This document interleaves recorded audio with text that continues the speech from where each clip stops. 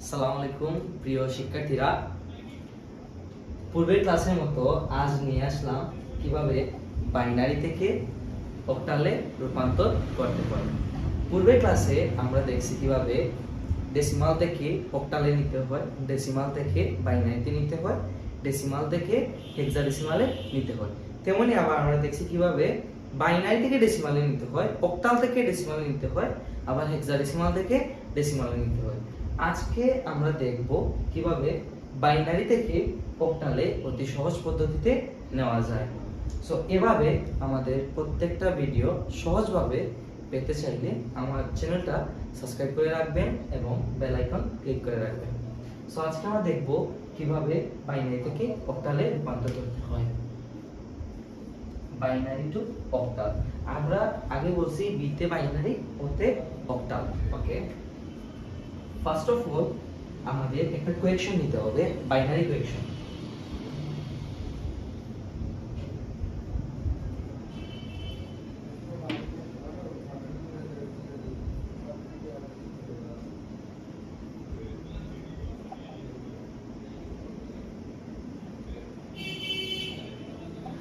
আমরা আসলে বেস দেখে বুঝতে পারতেছি এটা বাইনারিতে আছে এবং এইট দেখে বুঝতে পারতেছি এটা অক্টালে আছে। আগেই বলছিলাম অক্টালকে 3 বিটের কোড বলা হয়। অক্টালকে কয় বিটের কোড বলা হয়? 3 বিটের কোড বলা হয়, যেটা 4, 2 এবং 1। 4, 2, 1।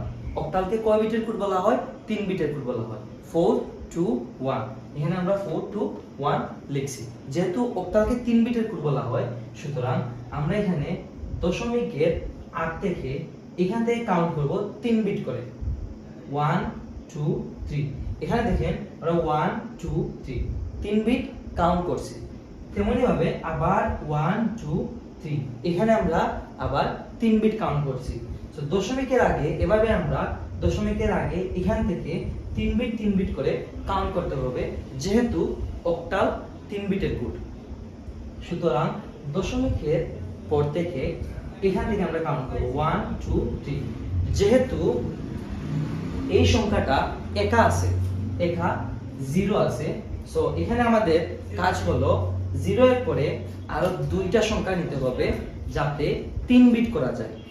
0 এর পরে তিনটি সংখ্যা নিতে হবে যাতে সংখ্যাটিকে 3 বিট করা যায়। তাহলে যদি আমাদের কাছে একটা বিট থাকে, আরো দুইটা করতে হলে সামনের দিকে আমরা ডাবল 0 অ্যাড করে দিব, তাহলে আমাদের 3 বিট চলে আসবে।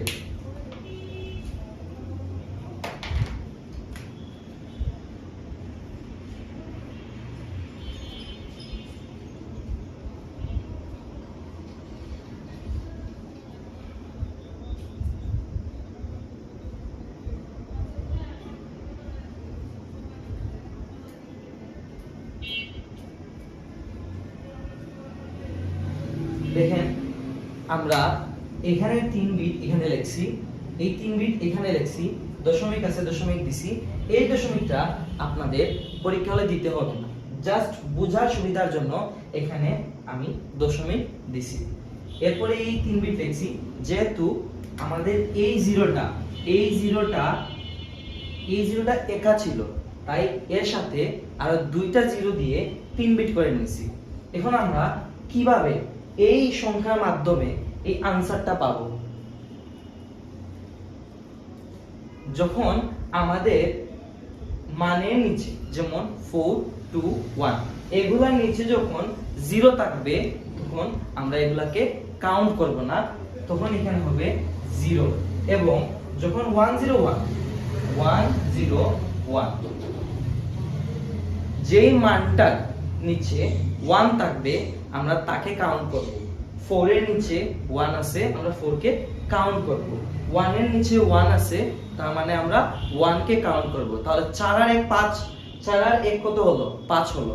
তাহলে আমাদের এখানে आंसर হবে 5। আমি আবার বলতেছি, যখন আমাদের কোনো মানের নিচে, মানে 4, 2, 1 এগুলার নিচে 1 থাকবে, তখন ওই মানগুলোকে আমাদের কাউন্ট করতে হবে। যে 4 এর নিচে আছে 1, 1 এর নিচে আবার আছে 1, সো আমরা 4 আর 1 হলো 5, এই 5টা আমরা কাউন্ট করে এখানে 5 মানটা বসিয়ে দিব। তারপরে আবার দেখেন 101 101 সেম ওয়েতে কি হইছে আগের মতো আবার সেম 101 আসছে। 4 এর নিচে 1 আছে, 1 এর নিচে 1 আছে, তো আমাদের आंसरটা হবে 5। আবার দেখেন এখানে কিন্তু 101 আছে, তার মানে এখানে হবে 5। অতএব আমাদের आंसर হলো 5.50, যাকে আমরা অতি সহজে অক্টাল থেকে বাইনারি থেকে অক্টাল পদ্ধতি দেখিয়ে দিলাম। এভাবে আমাদের প্রত্যেকটা ক্লাস অতি সহজ পদ্ধতিতে পাওয়ার জন্য আমাদের চ্যানেলটা সাবস্ক্রাইব করবেন এবং আপনাদের সহপাঠীদের এই সহজ পদ্ধতিতে বিষয়টা বা আইসিটি সম্পর্কে প্রত্যেকটা বিষয় ক্লিয়ার করতে এবং আপনাদের বন্ধু বান্ধব সহপাঠীদের এই পদ্ধতিগুলো সহজভাবে বোঝার জন্য আমার চ্যানেলটা শেয়ার করে দিবেন এবং কোনো সমস্যার সমাধান কোনো সমস্যা দেখা দিলে আমাকে কমেন্ট বক্সে জানাবেন। আসসালামু আলাইকুম।